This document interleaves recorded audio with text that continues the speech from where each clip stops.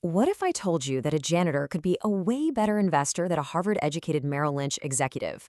I know, it sounds completely nuts, but it's a true story. And it reveals a fundamental truth about money that most of us get wrong. How you behave is way more important than how smart you are. Let's dig in. Okay, so in one corner, we have Ronald Reed. This guy spent his life fixing cars and sweeping floors. No fancy degrees, no Wall Street connections, nothing like that. And in the other corner, Richard Foscone, the total opposite.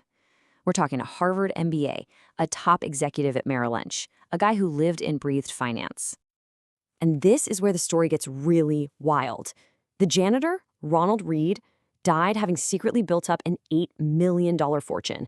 Meanwhile, the high-flying executive, Richard Foscone, got completely wiped out in the 2008 financial crisis and had to declare bankruptcy. How on earth is that even possible? Well, the answer is the core idea of this incredible book, The Psychology of Money. It argues that financial success isn't a hard science, like physics, where being a genius gives you this massive advantage. Nope, it's a soft skill. It's all about how you handle things like greed, fear, patience, and your own ego. So, to really understand this, we need to look at the paths these two guys took. Let's jump right into section 1, the janitor versus the executive. The most amazing thing about Ronald Reed's strategy was just how simple it was. There was no secret formula, no genius stock picks. He just lived way below his means, saved every dime he could, and put it into solid blue chip stocks. And then, and this is the key part, he just waited for decades. He let the magic of compounding do all the heavy lifting for him. Now, let's flip the script and look at Richard Foscone. This guy was incredibly smart, right? But his behavior was his undoing. He borrowed huge amounts of money to live this life that just screamed, "I'm rich." His mansion had 11 bathrooms and cost over $90,000 a month just to maintain. He was leveraged to the hilt, and when the 2008 crisis hit, that whole financial house of cards just came crashing down. So these stories aren't just flukes. They actually reveal some deep truths about how our minds work when money is on the line.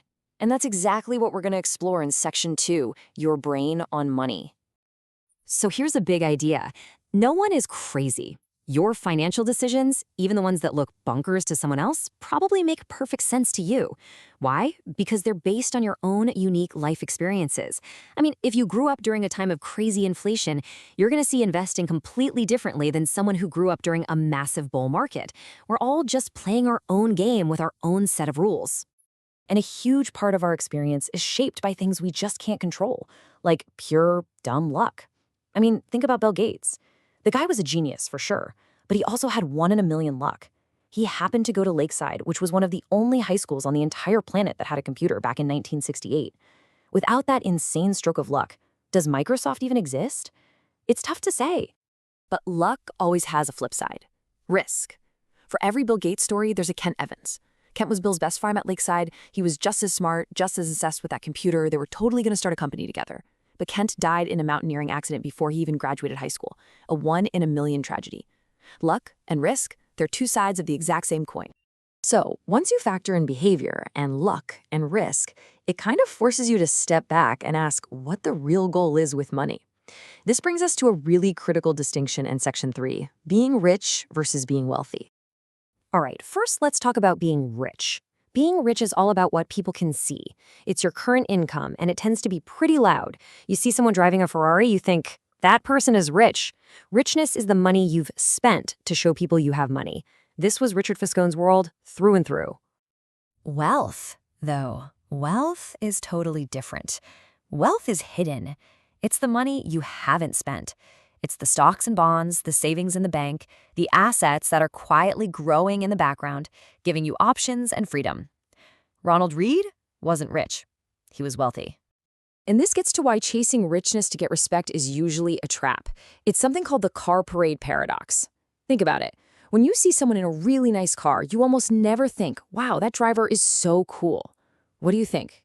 You think, wow, if I had that car, people would think I'm cool. See the difference? You're using their stuff as a benchmark for your own desires. The admiration you're looking for almost never actually lands on you. And this constant desire for more can be a really dangerous trap, even for people who have already made it. Take Rajat Gupta. This guy reached the absolute pinnacle of the business world, retired with a net worth of $100 million. But it wasn't enough. He looked around, saw his peers becoming billionaires, and he felt poor.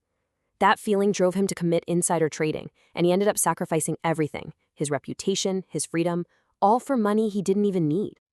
When you really strip it all away, the path to real wealth isn't complicated at all. It's the simple path that Ronald Read took. Step 1, build a gap between your ego and your income. Don't let your spending creep up every time you get a raise. Step 2, save what's in that gap. Save it aggressively.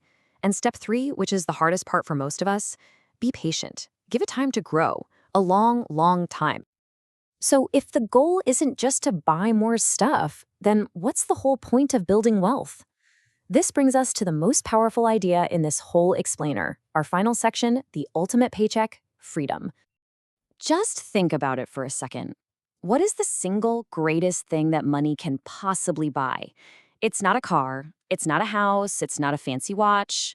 The highest form of wealth, the real dividend that all your saving and investing pays, is the ability to wake up every single morning and say, that's it. That is the ultimate prize, the control over your own time, the freedom to wake up and not have someone else tell you what to do, the ability to spend your day how you want with who you want. That is the most valuable asset you can ever own, and true wealth is what buys it for you. And you know what? All the scientific research on happiness backs this up completely. Having control over your time and your life is a way better predictor of well-being than how much money you make or the temporary thrill you get from impressing other people with your stuff. So, we'll leave you with this one question to chew on. Are you using your money to build a life of freedom and autonomy? Or are you using it to chase status and the admiration of others? Because the big lesson here is that you can use your money to get one, but it very often comes at the expense of the other.